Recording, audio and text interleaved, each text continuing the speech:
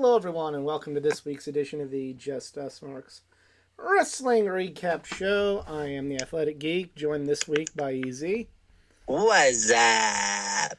It's got a lot of stuff together. We've had 2 pay-per-views over the course of the last couple weeks, so we have some prizes to give away and lots of stuff to cover, so let's get into it. First off, if you've never seen the show before, this is the Just Us Marks Wrestling Recap Show.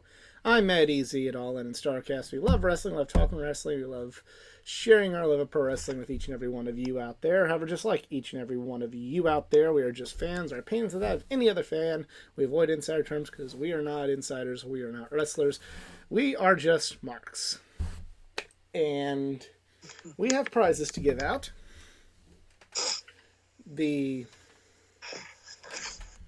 Pull up here. The third place was Cheryl. Second place was Bob. First place was Mo. All of them entered on Facebook. Congratulations to all of our winners. Cheryl wins a comic book, and her comic book is... Sorry if I keep sniffing because I went on like a sneezing frenzy before we went on here. I'm there too. Batman Urban Legends #9. Oh. Congratulations, Cheryl. Bob, his comic book is Action Comics number 1033. And his figure is a Batista figure to go along with that.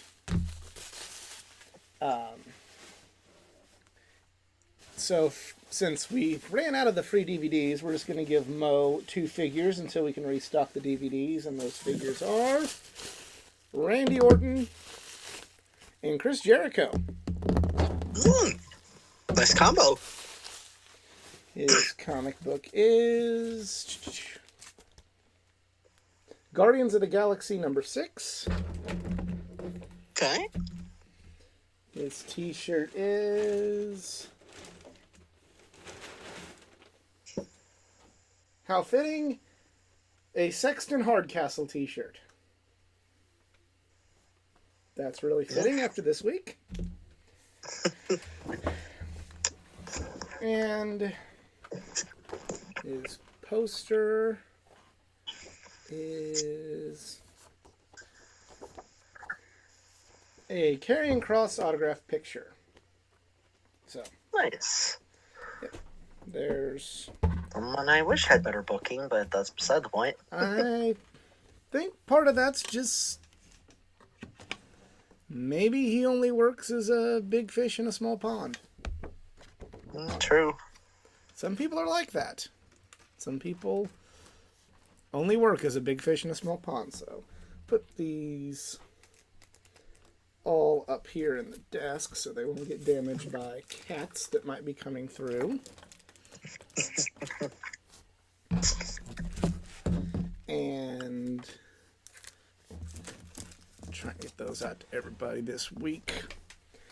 Yeah. So AEW Wrestle Dream, really good show. I unfortunately didn't see it because I was visiting a close friend of mine in Detroit, Windsor for the weekend. I actually didn't even know what happened until the next day. All right, well. So I got a lot of reactions here. Well, MJF took on the Righteous. MJF defending the ROH tag titles by himself. This match was good. Okay, Pro Wrestling Logic, is that legal to defend? Okay. I don't know if that's ever been done before. Yep, it kind of just happens depending on the storyline. Sometimes the storyline says, like, oh, you can't do that, and then they get a partner, and then sometimes it's like, oh, you're going it alone. It just kind of whatever the story dictates. Okay. Eddie Kingston versus Katsuyori Shibata for the ROH and NJPW Strong Openweight Championships. It's a really good match. Would maybe be match of the night if it wasn't for something else a little later. I find it weird that he's defending both the titles at once. It's like, don't you want to do one half and then you can just compete the Strong Championship? Because he's a noble fighting champion and wants to do right by both belts. Fair. Chris Statlander versus Julia Hart for the TBS Championship. This match was It was good. With all due respect to Chris, the wrong lady wrong. No, the right person won. The right person won. Julia still, she's good, but she still has some improving she needs to do in this. That's not saying she's bad, but she's not ready yet, and Chris is. All right. 4-way tag team match for a future shot at the AEW World Tag Team Championships. The Guns versus the Young Bucks versus Lucha Bros versus Hook and Orange Cassidy. I didn't like this match at all, to be honest with you. This match was the epitome of all style and no substance. It was just a bunch of moves for the sake of doing moves, and I didn't like it at all. It's going to get me a lot of heat, but that's how I feel. I think this match was not very good. Swerve Strickland versus Hangman Page. Swerve with the big win. Hope the storyline isn't over, but really good match. Ricky Starks versus Wheeler Yuta. This match is good. Ricky winning was the right call because he's lost a lot of matches. More on that later. Bryan Danielson versus Zack Sabre Jr. is the match of the night. Almost match of the year. It's kind of a toss-up between that and another Bryan Danielson match. The Don Callis family versus Chris Jericho and the Golden Lovers. This was good. FTR versus Aussie Open. Good match. After Danielson and ZSJ, I felt the crowd, along with myself at home, just kind of like got tired and everything. While it wasn't bad, it was just kind of like...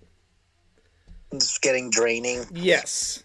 Yeah, that was me with Forbidden Door. Like, the Danielson Okada match, that's literally the only match I just can't remember, like, all of it because I was just so dead tired. Oh, now, see, that's kind of the opposite for me because I didn't think Forbidden... I mean, like, it was a good show. It wasn't a great show. I was up for Danielson and Okada because I kind of thought the rest of the card was just good, not great. Yeah.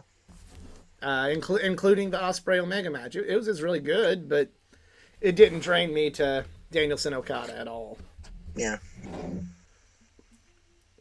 2 out of 3 falls match for the TNT Championship. Christian Cage versus Darby Allin. Christian won after Nick Wayne turned on Darby Allin.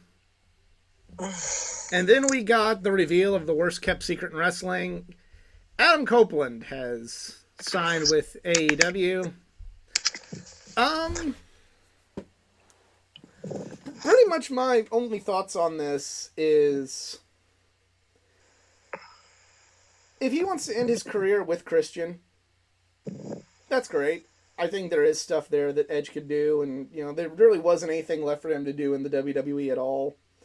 On the flip side, I worry about him. I mean, I've worried about him since he made his return at the Royal Rumble in 2020. And he had a good send-off for his career in Toronto. Mm-hmm. So if that would have been the end of him in the ring, I would have been okay with it. But if he feels like there's something doing AEW, there's more for him doing AEW. So yeah, I'm not going to tell Edge, Adam Copeland, Sexton Hardcastle, whatever you want to call him, that he what to do with his career, because I don't have the right to do that. But I think that's I'm just worried about him, especially in AEW, where the style is, and I'm a lot more tough than the WWE's. Yeah, I was gonna say, I think like a lot of people, like the WWE loyalists, would be thinking like, why would you go to AEW? You had a great career in WWE. You're old, or it's like, honestly, he can do whatever the hell he wants. Yeah. My first reaction was I legitimately thought I was about to click. I was looking at clickbait when, how Canadian of me, I was at Tim Hortons getting breakfast. I'm browsing through YouTube, and Adam Copeland arrived. I'm like, hold up, they actually did it? I first thought it was like, that seems like the one way thing I too want to soon, say but about okay. everybody. First of all the WWE fans calling Edge, Adam, whatever, a traitor and all that. That's just complete horseshit. I didn't see any of that, but yeah, go fuck yourselves. But to all the AEW fans that are bothered by this,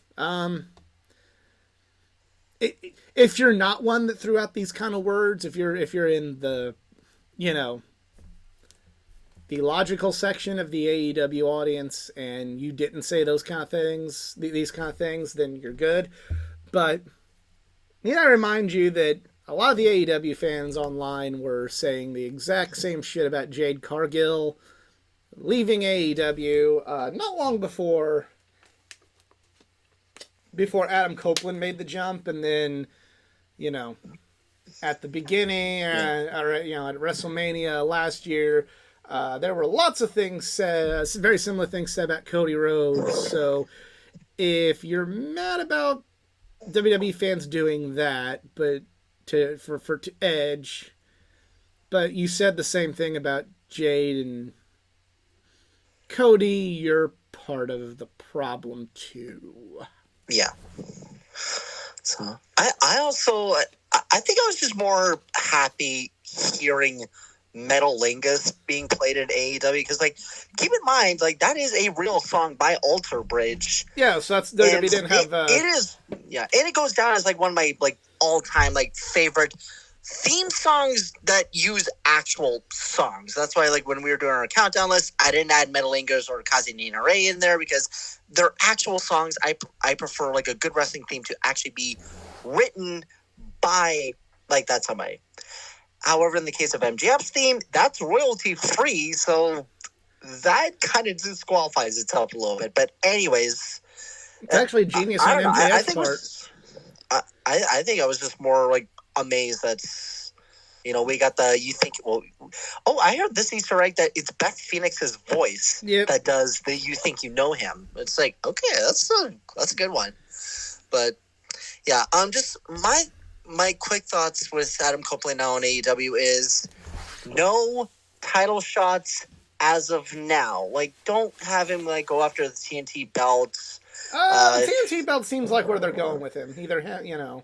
I'm guessing like they're probably going to save this up for Full Gear, which I wouldn't mind. I think Christian should retain for that, because it'd be like way too soon. But in the case of like him like having like title shot for the AEW World Heavyweight Championship, I was like, I don't know. I feel like there's like, what else does he have to prove now? Other than like, hey, I'm at AEW and I want to do these dream matches, which I'm all for it. Like Adam Copeland, Kenny Omega, Adam Copeland, MJF, even when he was listing off on his Dynamite return, like all these like potential, like, and I swear I thought Adam Copeland and Jon Moxley fought each other before. No. I thought they did.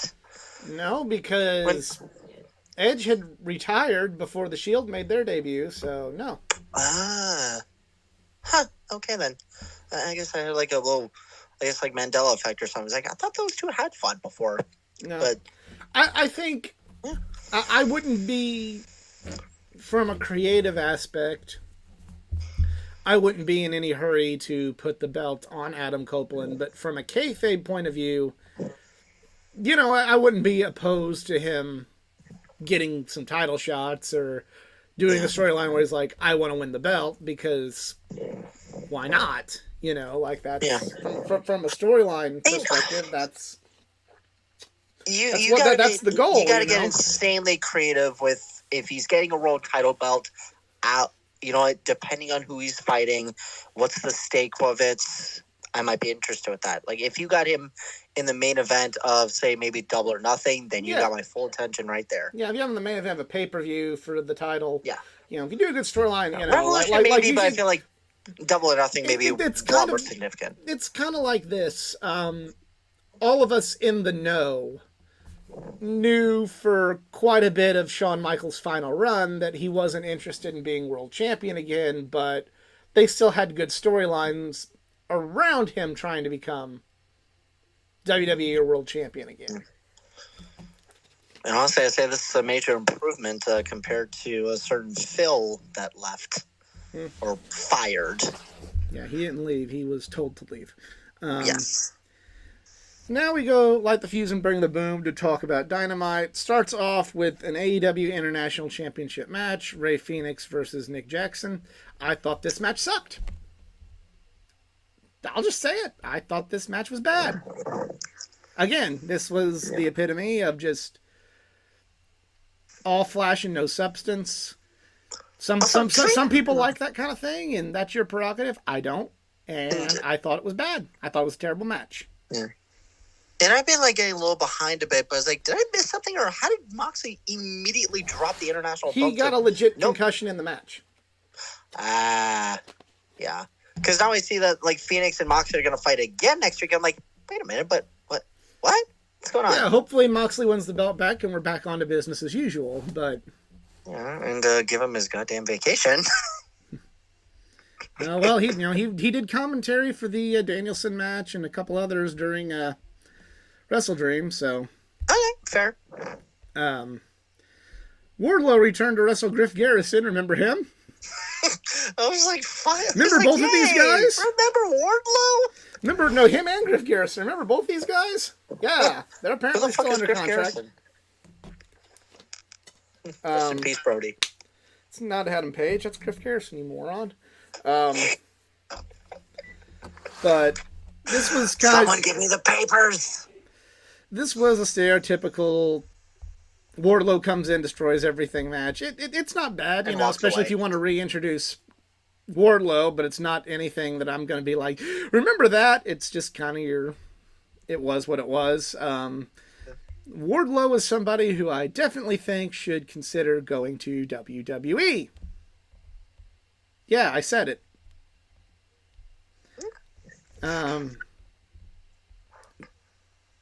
The Acclaimed and Daddy Ass defended the 6-man tag titles against Butcher, Blade, and Kip Sabian.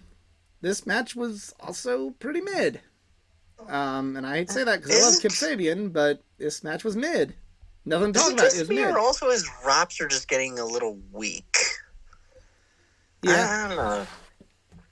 I like it when it's like more insulting with people. I guess maybe you could say like I liked them when they were the bad guys and such. I don't mind them that they're the good guys because they do get an insane reaction. I don't know. I kind of like it more when they're like just insulting the crowd and such. I don't know. That's just me.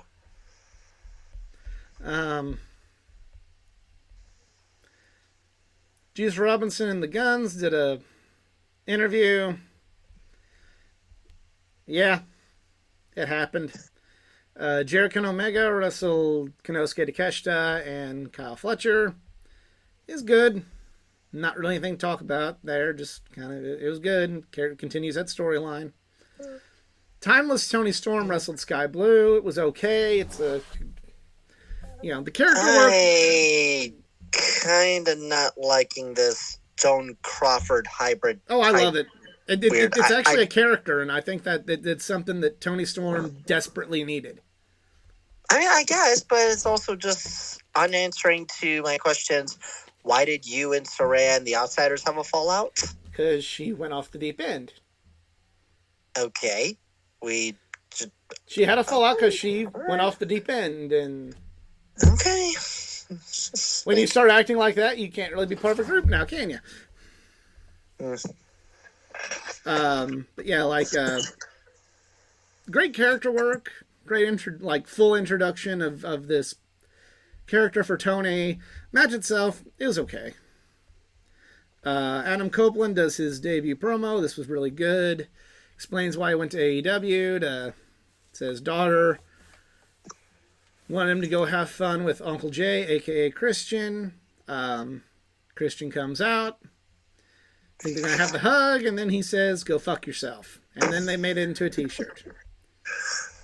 Wait, they literally made a t-shirt on Pro Wrestling Tees? It just says GFY. Oh.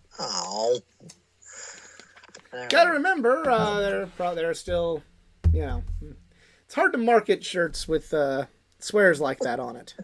Fair. I want to give AEW major props that they actually did upload a full uncensored version of that segment, except for still bleeping out Adam Copeland calling Christian Cage a dick. I'm like, really? You Okay, can't Ben. say those things on TV, bro. Dick. You can't say that just on said it. primetime television. All right, then. You can say it on YouTube and you can say it on like a streaming service, or HBO, but you can't say it on primetime cable TV. I remember this because there was an episode of Aqua Teen Hunger Force where, you won a prize at a fast food restaurant and Carl says you will get your dick ripped off. And they said dicks probably no less than 300 times in that episode of Aqua Teen. And when I first watched it on Adult Swim, yes, even on Adult Swim, dick was bleeped out. But then when you watch it on HBO Max, it's not bleeped out. I found that show just like creepy. It's like, so you have a talking French fry, a soda pop, and a giant meatball. No, it wasn't a soap pop, it was a shake. Well, whatever. Yeah. Still, his name is Shake. It was still creepy. Great show. Anyhow. Collision, we start off with FTR versus Big Bill and Ricky Starks, where they just beat the shit out of FTR to win the titles. Starks and Big Bill. I mean, cool for Ricky Starks. I'm glad he's got a belt. I think this is convincing him not to leave when his contract's up. But yeah, I did say whenever the Young Bucks won that match I didn't like on Wrestling, I'm like, really? They just had this match, so what? FTR won just so Young Bucks can win a couple weeks later, but nope, they're going to wrestle somebody else, so kudos. Bryan Danielson wrestled Kyle Fletcher. This was a great match. You should check it out. It's awesome. Just watch the match. Bullet Club Gold wrestled Angelico, Metalik, and Gravity. This match existed, and that's just, there it is. Like, it wasn't awful. It's kind of there.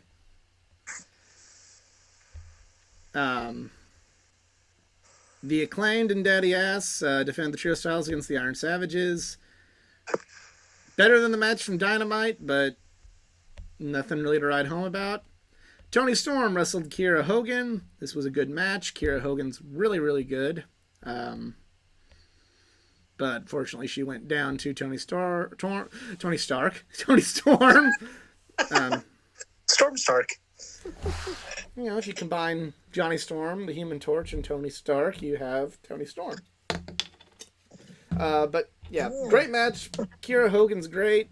But Tony needed the win with this new character, so it made sense.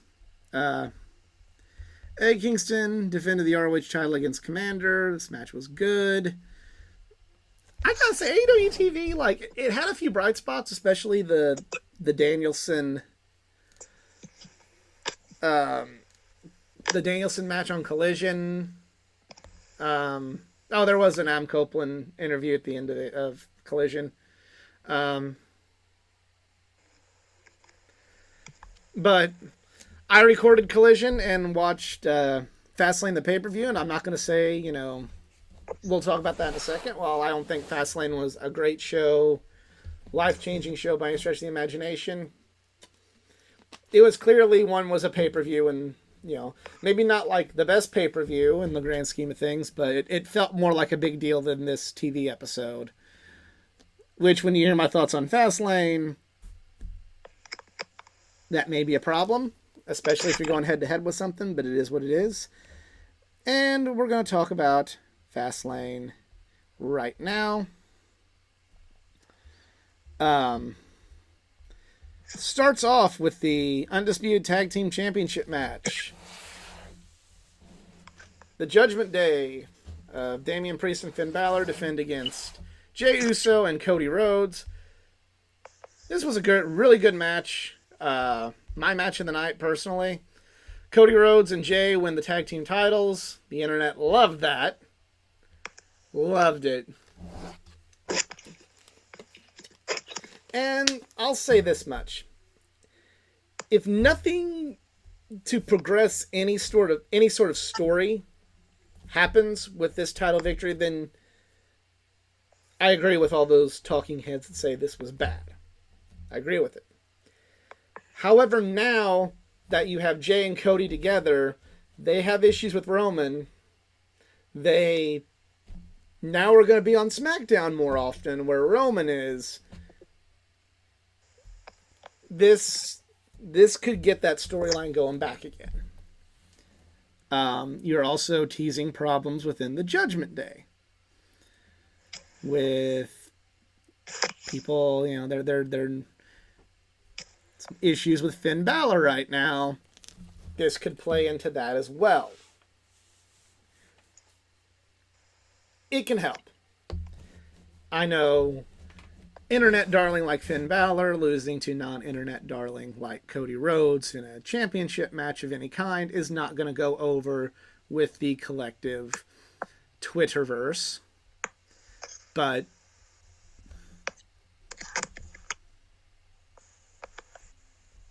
you know, put down your pitchforks, have an open mind about something other than what Tony Khan does for once in your life, and try and see that there's maybe a bigger arc here.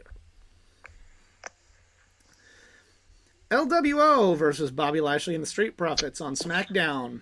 Ray said he was going to try and call someone for a favor to be their partner. The match keeps going.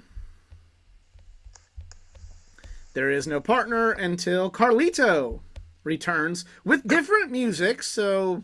Yeah, I don't like it. I like that. I don't know why, but the different music kind of threw me for a loop, but...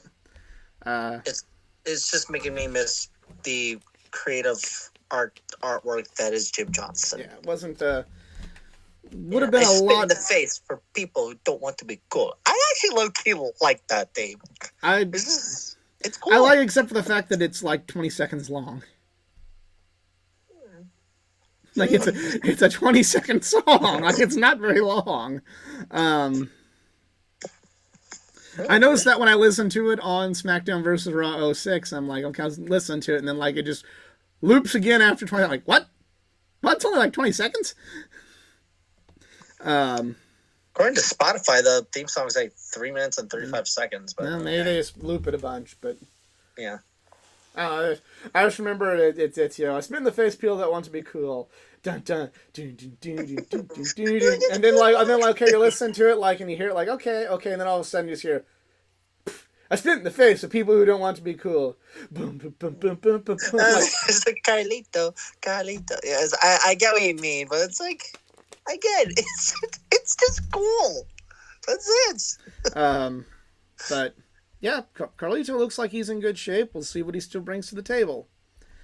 Triple threat match for the Women's World Championship. The Women's WWE. This is Women's Championship. Yeah, it's Women's Championship. Like the Women's World Championship is what Rhea has. This hasn't become confusing at all. Io Sky retained. The Women's World Heavyweight Champion. Good match. You know, everybody worked hard, but it was just it was filler. Was what it was. John Cena and LA Knight wrestled Jimmy Uso and Solo Sikoa. It not going to make any list, but it was a fun match, and it was great to see how the crowd was really up for Cena and LA Knight. I know some people will say that means nothing. I think it was good because the fans in Indianapolis were enjoying themselves. Nothing I'm going to put on a year-end list, but, people in attendance had fun. Last man standing match for the World Championship, Seth Rollins and Shinsuke Nakamura. Before this, Damian Priest, who was nursing a knee injury, said he was going to cash in. Rhea Ripley told him, no, give me your briefcase, and she took the briefcase, and there was no cash in. Rollins won. It was a good match, but when the way Rollins just kind of took all that punishment, I remember even putting this on Twitter or actually it's a good match, but with the way it was playing out, you knew Seth was going to win, and that kind of took me out of it. Not so much that I thought that if Nakamura doesn't win, it's a bad match or anything of that nature, but just kind of more of a we know where this is going now. Still a good match. And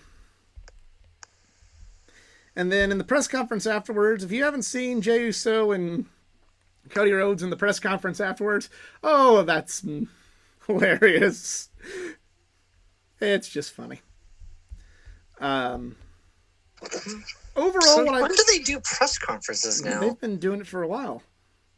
Okay, then. Just like AEW. Overall, my thoughts on this show, like, if I had to pay money for this, if this wasn't, like, included in a subscription, I wouldn't be happy. But the fact that it's included in a subscription, it was just like, oh, this was a solid show where no matches overstayed their welcome, and they didn't try to do too much. I thought it was good. I like the intro at the two Indy cars with the attention to detail, actually having one on soft white tires and one on sticker red tires. I thought that was cool. Now, if only IndyCar could increase their marketing a little bit, such as more races, maybe. But that's another rant for another day. You need to send listen to the Marshall Pruitt podcast that I sent you if you want answers on that. That's besides the point. Yeah, it was a good show.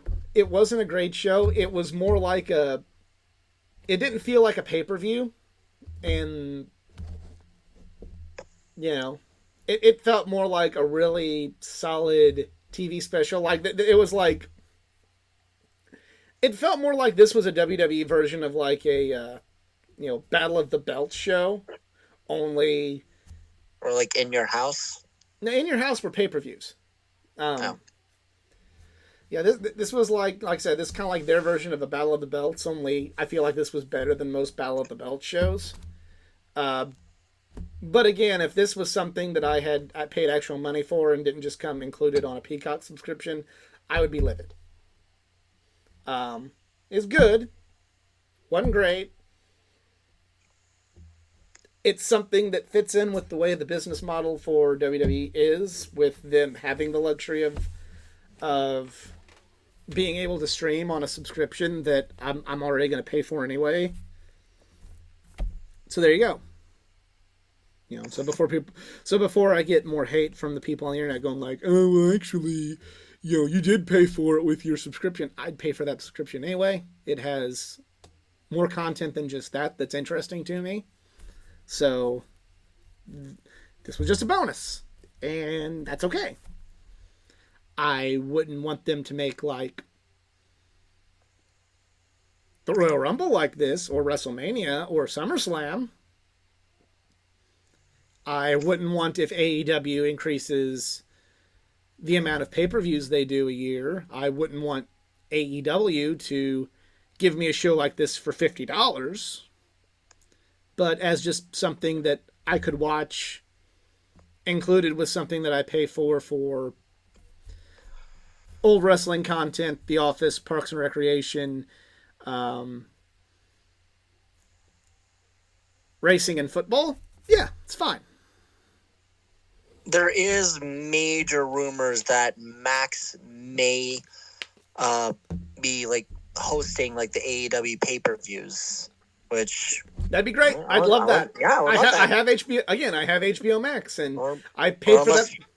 Or unless Bleacher Report wants to give us a monthly subscription for things, I wouldn't do that because there's nothing on Bleacher Report I care about. But if they do it on Max, that'd be great because I already have Max for.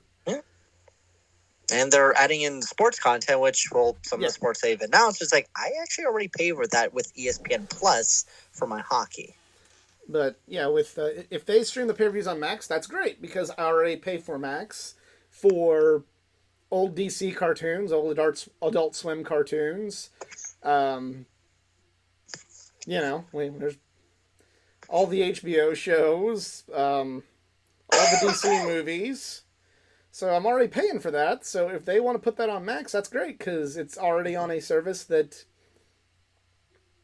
I subscribe to for other reasons other than just wrestling. So that would be wonderful. I'll believe it when I see it, but that would be wonderful. Yeah. And that's pretty much it for the week in wrestling. At 3 a.m. Eastern Time, New Japan Pro Wrestling will be having a show. Go over that card real quick.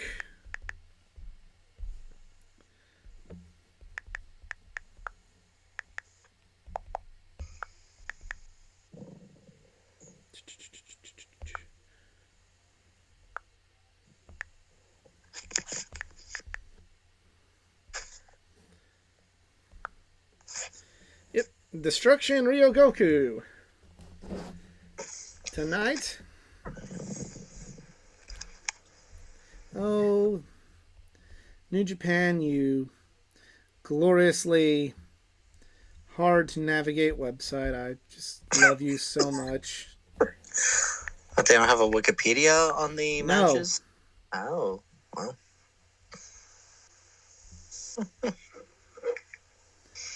Yeah.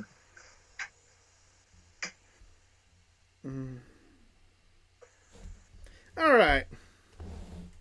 So, big matches that we will have on the show. Los Ingobernables de Japón will take on the United Empire in an 8-man tag. IWGP Junior Tag Team Championship match. Bullet Club War Dogs. Clark Connors and Driller Maloney. Joe Maloney is become one of my favorites after watching him in the Best Super Juniors versus Kevin Knight and Kushida, the Intergalactic Jet Setters. The NJPW Strong Openweight Tag Team Championship. Champions of the Bullet Club War Dogs of Alex Coughlin and Gabe Kidd versus the Guerrillas of Destiny team of El Phantasmo and Hikuleo. The Never Openweight 6-man Tag Team Championships.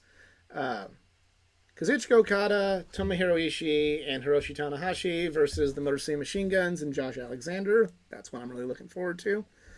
The Never Openweight Championship will be defended by David Finlay versus Tama Tonga. The IWGP Junior Heavyweight Championship will be defended. Hiromu Takahashi will take on Mike Bailey and Yo in a triple threat match. And finally, the main event, a lumberjack match for the IWGP World Championship, Sonata versus Evil. And this will determine who will be the champion going into Wrestle Kingdom to face Tetsuya Naito. So, looking forward to that card. Makes sense for Naito to wrestle both of them, but I really think there's more to be told with Sonata than Evil, because Evil's not that good. That's just my opinion.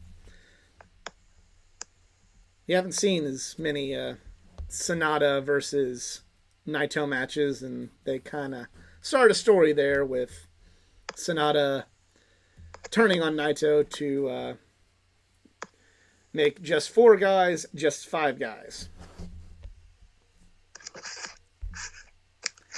Yep, so looking forward to that. I'm going to try and stay up late and watch it, but if not, I'll watch it first thing in the morning. So, New Japan's getting hot. Really digging it. Anybody that I strongly encourage everyone to get a New Japan World subscription. If you say you only want to see the wrestling for the wrestling in the ring, and you don't like deviation from just match quality, you owe it to yourself to watch New Japan live. New Japan is bigger than just when AEW gets involved in it. It's bigger than just the elite being there once. There's a lot of talented people there. And if that's your philosophy on being a pro wrestling fan, you should be watching this. And that's all I'm going to say. And that is the show this week. We want to thank you all for tuning in. If you enjoyed, please like, share, subscribe for more content. Follow me on my social media pages, facebook.com/athleticgeek89, Twitter @athletic_geek89, Instagram @athleticgeek89. Easy, do you have any social media? Yes, you can follow me on the Instagram. I don't really post as many pictures as I used to do in high school, but with hockey season coming up, there's going to be a lot of pictures I'll be posting soon for my Cleveland Monsters. But hey, you can follow me at the Instagram at ERIKZARINS. Yes, that is Z, not Z, because that's the King's language. But anyhow, and also in the quick world of racing, congrats AJ Allmendinger winning on the Charlotte Roval. Good for you. And for Tyler Reddick for advancing. Yeah. And also if good luck if you're going to stay up for the New Japan show, because I was up for about 8 hours last night watching, in my opinion, the greatest motor race ever, the Bathurst 1000, and future NASCAR driver Shane Van Gisbergen, who did win Chicago. He won the great race, as they call it down in Australia, and he'll be coming to NASCAR next year, so it'll be exciting, and I want to see this race in person in 2025. That gives me at least a realistic time frame, and a good way to celebrate my 30th birthday in October. So yeah. That was quick world in the world of racing. Yep, and Also, Max Verstappen's F1 champion, but no one cares. No No. one who likes good racing watches F1. There's some shit. I just want competition. That's some shade. That's some shade. I'm throwing some shade at all the asshole F1 fans. Yeah, your racing is trash. Yeah. So Andretti, please change the system. Yeah, please bring Kyle Kirkwood and Colton Herta over and just dominate. Yes. Just give Colton Herta a ride, please, for the love of God. Or at this point, Kyle Kirkwood. I definitely would say Kirkwood, but I want to see how he does next year. He won more races than Herta. True. This year. But we'll see. He did win Long Beach, which that is big. Yep. Mm-hmm. All right. For Easy, I'm the Athletic Geek. We're just marks. And we're out. Have a good one.